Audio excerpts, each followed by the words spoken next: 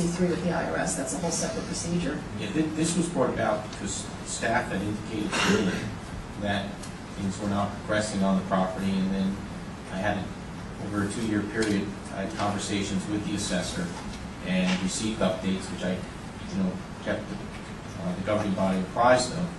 And then the recommendation from a legal perspective was made that they no longer qualify for the exemption. One of the things that came out at the hearing before the county tax board was that one of the principals of the organization, it was actually a very close relative, I believe it was a brother, who was residing at the home in the role of the caretaker, and there was no rent paid. So things of that nature certainly led to the county tax board saying, notwithstanding your status anywhere else, you don't qualify for an exemption from taxes, because an exemption from taxes would essentially be your property taxes being paid for by all the other residents of the township of West Milford. And that was our closing argument, that shouldn't be the case, because there isn't a benefit to the public that's being presented at this point in time. But isn't it something that, through summarizing the activities, or I should say lack of activities on that property, that you could do, is write a letter to the IRS?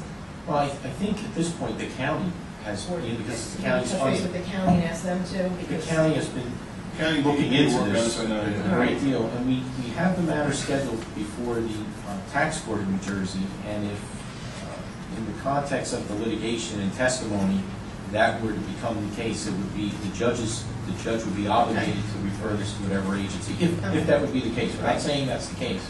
We're just saying that facts come out which would question the organization's status that would be referred. Right, as long as it's being pursued. Because but all we're saying here tonight is they don't qualify for a tax exemption. Right, understood. As long as it's being pursued. I think we said a lot more than that tonight.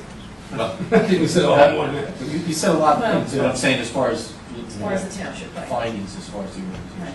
As long as that would be pursued, because if that ends up being proven to be the case, I mean, at least they couldn't apply for additional funds under that name. They can always form another tax-exempt organization, but that takes some time and effort also. So.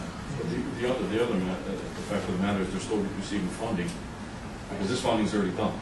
So they're still receiving funding on an ongoing basis, either from DDD or DIFUS, whatever their client population is. So that's if you write a letter, IRS, but I would write it to the funding source